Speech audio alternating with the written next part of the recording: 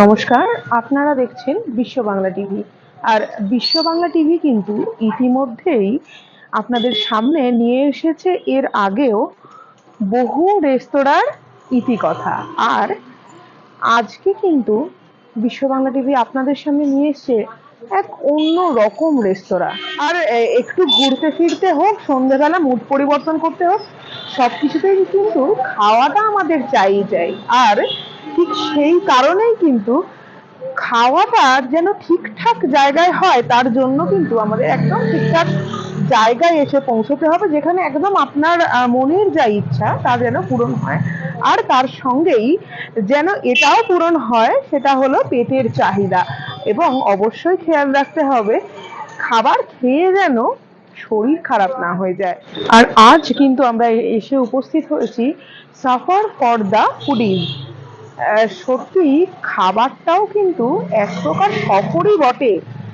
তাদের সফর কিরকম, আসুন কথা বলে নিই এই রেস্তোরাঁর যিনি কর্ণধার রয়েছেন তার সঙ্গে। সাফার ফর দ্য ফুডিজ এর সফর কতদিনের, মানে কবে থেকে এটা শুরু হয়েছে? আমরা সাফার স্টার্ট করেছিলাম এই বছরের মান্থ অফ জুনের 20 তারিখে। তো ইভেনচুয়ালি দেখলে হয়তো 5 মাসই হচ্ছে, 5 মাস কিছু দিনের আমাদের জার্নি। আর এই 5 মাস চলতে গেলে বহু চড়াই উতরাই পার করতে হয়। সবচেয়ে বড় কথা হচ্ছে এটা একটু ভিন্ন স্বাদের রেস্তোরাঁ যাকে বলা যায়। একদম অন্যান্য রেস্তোরাঁ থেকে অনেকখানি আলাদা। কতখানি প্রতিযোগিতা, কম্পিটিশন যদি বলো তো হ্যাঁ, অবভিয়াসলি আজকের ডেটে ফুড মার্কেটে প্রচুর কম্পিটিশন। তো কম্পিটিশন মাথায় রেখে আমরা কিছু ইউনিক আইটেম বার করার চেষ্টা করেছি। অ্যান্ড আমাদের রেসপন্সও মানে টাচউড খুব ভালো যাচ্ছে। তো দেখা যাক আরো এই প্রতিযোগিতায় কত দূর দৌড়ানো যায়।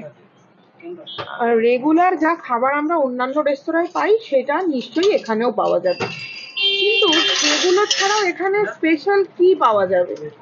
এইখানে স্পেশালিটি যদি বলো তাহলে আমাদের স্পেশালিটি হচ্ছে মাটনের। আমরা একটা খুব দারুণ আইটেম এখানে স্টার্ট করেছি, যেটা এখানে পাওয়া যায় না, মাটন প্যান্থারাস। আচ্ছা, তারপরে আমাদের আরেকটা ইউনিক আইটেম আছে, যেটা হচ্ছে চিজ চিকেন কর্নেটো। ওটা কোন শেপে তৈরি করা হয়। আর কুলফি মালাই আছে। তো এই ধরনের আইটেমগুলো এখানে পাওয়া যায় না। আর আরেকটা আইটেম ডেফিনেটলি কোথাও পাওয়া যায় না, সেটা হচ্ছে আমাদের white sauce momo. So white sauce momo আমাদের খুব ফেমাস একটা আইটেম। তো এই ধরনের ইউনিক কিছু জিনিস নিয়ে আমরা মার্কেটে আমাদের পথ চলা মোমো স্টার্ট জন্য তো করেছি। তাহলে সুবর্ণ সুযোগ, তাদের আসতেই হবে এই একদম। সাফার ফর দ্য ফুডিজে এই হোয়াইট সস মোমো খাওয়ার জন্য। প্লাস আমাদের কাছে মাটন মোমো আছে, যেটা এই এরিয়াতে কেউ সেল করে না। তো আমরা ফার্স্ট যারা মাটন মোমো এনেছি। সেভাবে শোনা যায় না আর কি সমস্ত জায়গাতে। তো এখানে এসে যখন পাওয়া গেল, আপনাদের কিন্তু অবশ্যই এখানে একবার আসতেই হবে। আর এটা ছাড়াও যা যা খাবার পাওয়া যাবে তা তো আমরা আপনাদের ছবিতে দেখাবোই, তার সঙ্গে আমরা এটা জেনে নিই যে নতুন কি আর কিছু চিন্তা ভাবনা করা যাচ্ছে। যদিও 5 মাস হিসেবে একেবারেই আনকোড়া, আর নতুন হিসেবে যে কারণে এখানে এসে আর কি এত এই জাস্ট কটা দিন তারা এগিয়ে চলছেন। তো নতুন কি আর কিছু চিন্তা ভাবনা এই মুহূর্তে করা হয়েছে, নাকি এটা নিয়ে পরে চিন্তা ভাবনা করা হবে? সত্যি কথা বলতে এখনো সেরকম কিছু চিন্তা ভাবনা করিনি। চাই আমার কার্ডটা যেন আরো এস্টাবলিশড হোক, আরো দূর দূর থেকে লোকজন আসুক। এমনিও আমাদের মানে রিভিউজ দেখে, ফেসবুক দেখে, ইউটিউব দেখে প্রচুর দূর দূর থেকে কাস্টমার্সরা আসে। তো আপাতত এটাতে এখন ফোকাস করেছি। দেখা যাক কিছু পরবর্তীকালে চিন্তা ভাবনা করি কিনা, সেটা এখনো কিছু ডিসাইডেড নয়। আচ্ছা, চারপাশে যেরকম ঝাঁ ঝকঝকে রেস্তোরাঁ, সেটার সামনে এই ফুড কার বলা যেতে পারে। যদিও এর অপোজিটে বসে খাওয়ার সুব্যবস্থা রয়েছে, তা সত্ত্বেও এই কার কেন?